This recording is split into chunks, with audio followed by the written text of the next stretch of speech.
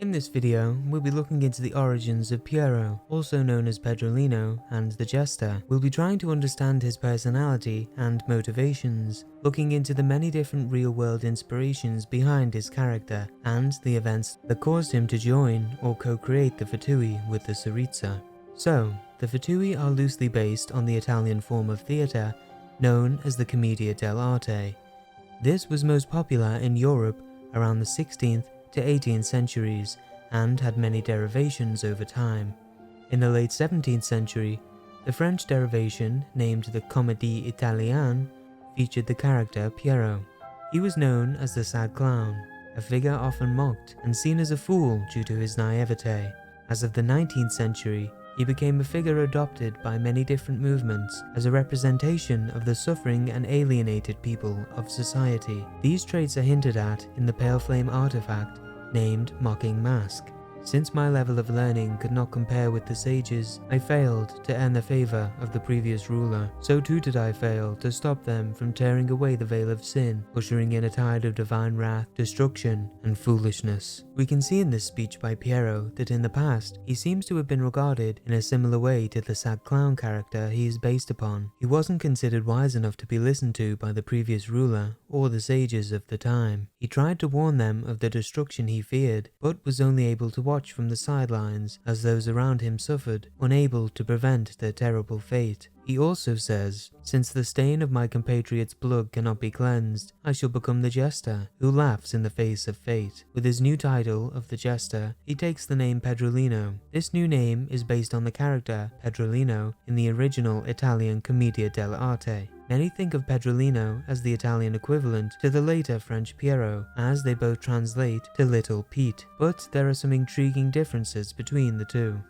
First, the Italian Pedrolino does not seem very foolish, and is the one often making a fool of others. Though he is not immune to being fooled himself, he is said to have a certain social wit and survives by serving others. He plays pranks even on his comrades, and is a dynamic part of the play, causing events to take place by influencing others. This mischievous characteristic can be seen in-game during the Unreconciled Stars event. After escaping the dream, Scaramouche is irritated that the Jester did not warn him about the false sky, going on to speculate that Pedrolino might have just wanted to give him a fright. This is a stark contrast to the character Piero, who usually stands on the sidelines, only lamenting and commenting on events that he has no control over. So it seems to hint that Piero had changed by the time he had taken his new name and title, becoming more like the character Pedrolino, who takes an active role in events, and acting as a jester instead of a sad clown. Taking this new name and title, he devoted himself to the Tsaritsa, as we see in the last half of the Mocking Mask description. "Then I shall become instead a fool, a fatuous, and devote myself to Her Majesty, who understands my pain. My name is Piero, the Jester. Please listen to the words I have to say. Proud Fatui comrades, I know your hearts harbor both the fires of rage and the cold of eternal winter. Each one of us has borne witness to the absurd callousness of the foundational principles of this world. So, let us don our masks in mockery of the world as we go forth and rewrite the rules of destiny." He now views the world as a comedy stage for Celestia's entertainment, with the script already written in the stars. It seems he believes the people of Teyvat are assigned roles in the play and are unable to change the destiny given to them via their constellations. Imun Lauka had a similar view to this after returning too late to save the people of Dragonspine Mountain. He says, "You who dwell in the heavens, you must wish for naught but to watch our ashen suffering here below. In that case, then let me help you pass the time with a song of iron and blood." So, with the theatre characters of Piero and Pedrolino that our Jester is based upon, I think we can expect him to be a trickster type character, likely appearing happy-go-lucky when we first meet him, but revealing a darker, more sadistic side underneath his metaphorical mask when ready to take action. Now let's move on to where he's from. It seems to be Khaenri'ah, due to a few things lining up, such as tearing the veil of sin is likely either unsealing the abyss or breaking into the divine realm, which brought in divine wrath and destruction from Celestia. The veil of sin may be the divide between humanity and the divine. In the Abrahamic religions, it tells us that in the first temple of Jerusalem, also known as Solomon's Temple, there was a veil that separated the Holy of Holies from the rest of the temple. This was the earthly dwelling place of God's presence, and where the Ark of the Covenant was said to be placed, the veil signifying that man was separated from God by sin. This may be a representation of the firmament in biblical cosmology. The firmament was a dome that kept the primal sea that surrounded the earth from flooding it and separated the waters above and below it. The heavens, or in our case Celestia, are located above this dome, with the abyss likely representing the great deep below, as abyss means bottomless pit or chasm. I think the firmament may be Celestia's attempt to seal off Teyvat, which means ark in Hebrew, from the flood of the star-devouring darkness of space mentioned in the Wings and Sword of Dissension, and would explain the sky being a lie. The firmament being torn open could be Khaenri'ah's attempt to enter the Garden of the Gods, as the priests of Dragonspine once conspired to do, possibly in the hopes of entering the divine realm and obtaining powers that shouldn't be accessible to humans. Maybe that's how Khaenri'ah came into the possession of the Genesis Pearl, if it represents the same idea as the Ark of the Covenant. We also see in the Fatui constellations image that there are 2 pillars. These are likely based on Boaz and Jachin, which were the pillars that stood on the porch of Solomon's temple. Boaz meaning in him/it is strength, and Jachin meaning he/it will establish. There are many interpretations for the meanings of these pillars, but many believe they represent duality, like that of the sun and moon, though others say that they represent 2 of the 3 pillars of the Tree of Life, which created the universe. The names of these pillars were strength and wisdom, with the 3rd pillar named harmony placed in between them. Thus, in some belief systems, the person who passes through the 2 pillars in essence becomes harmony and gains enlightenment or gnosis. Another hint towards Piero being from Khaenri'ah is the stain of his compatriot's blood. This could be a poetic way to say that the injustice of Celestia's actions are unforgivable, but if taken literally, we know that the people of Khaenri'ah were turned into monsters. When Roland, the blood-stained knight, was cutting through the monsters coming from Khaenri'ah, he was stained with their black blood, which turned his armor and sword pitch black and seemed to change his personality. The same alien blood stained Morax's meteor in the Era Sidorite descriptions, Child's Shard of Foul Legacy, and infected Dvalin after he bit into Joran's neck. So this is likely the substance the Abyss uses to spread and corrupt. So, if Piero had to fight his way out of Khaenri'ah against the monsters that were once his friends, he could be referring to their blood staining him, as it seems the black blood is nearly impossible to cleanse. He also speaks of Her Majesty, who understands his pain. I think this is in reference to both of their roles on either side of Khaenri'ah's destruction. On Piero's side, the previous ruler and the sages would not listen to his warnings against their actions, though he seems to later understand their intentions by saying, "Sages think they know everything. Only with time did I understand the justice behind the actions of those fools." The justice behind the sages' actions could be them trying to free humanity from Celestia controlling their fates, though their methods were too reckless. As for the Tsaritsa, she may have been in a similar situation on her side. Due to her title of Goddess of Love, she could have tried to convince Celestia not to destroy and curse all the people of Khaenri'ah, but was ignored by them, as Piero was ignored by his superiors. Another small but intriguing detail is the common Fatui mask that I think represents Piero at the top of the Fatui constellations image, though I think his more personalized mask is probably the one on the middle left. Anyway, this mask at the top has a scar over one eye, and covering or emphasizing one eye seems to be a theme with people from Khaenri'ah. Kaya covers his right eye with his eye patch, and Dainsleif has a type of mask that completely surrounds his right eye, though it doesn't quite cover it. I found a lot of examples of this covering one eye theme, from verses in the Bible about seeing the truth, to occult rituals on pineal gland activation, to Odin sacrificing his eye for wisdom, and from everything I've read, I speculate that this is a symbol of seeing through the material illusion of the world that the divine have created. We already know that the sky is false, and that the setup of Celestia and the Archons is based on Gnosticism, which, summed up, is about a lesser god, named the Demiurge, creating the material world, trapping the souls of the people inside, and being ignorant to the true supreme god.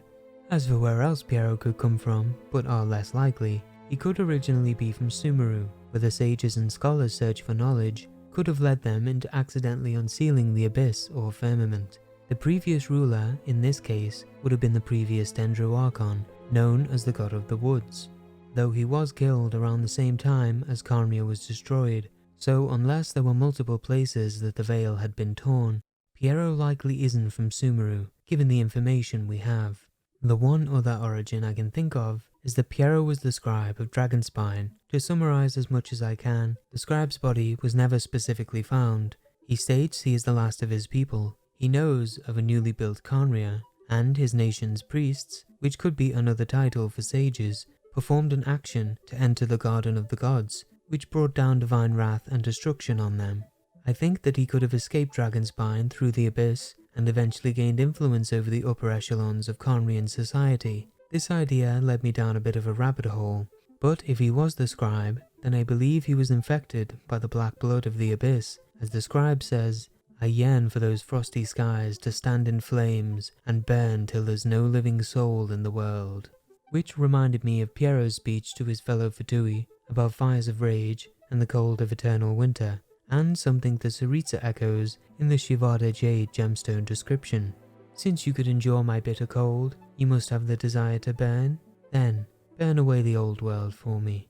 Though I believe the Tsaritsa wishes to free humanity rather than destroy them like Piero does, if this theory is correct. Anyway, to not stay on this theory too long, I think that Piero named the Fatui as a double entendre, telling the Tsaritsa that they are mocking the gods by naming themselves fools in the play Celestia have orchestrated, when in reality he has fooled her and the whole of the organization into becoming the fodder troops that the Abyss will use against Celestia and humanity when they are finally ready to attack. This may also explain why Jorin was sent to Mondstadt of all places. The scribe wanted revenge against Imunlauka for abandoning them, and the Imunlauka clan was one of the founders of Mondstadt. But this is a lot of speculation, so although I think it would be a fascinating turn of events if Piero were from Sumeru or Dragonspine, I doubt Mihoyo would have left information in the game that would allow us to figure out such endgame story reveals yet. So, what is his role?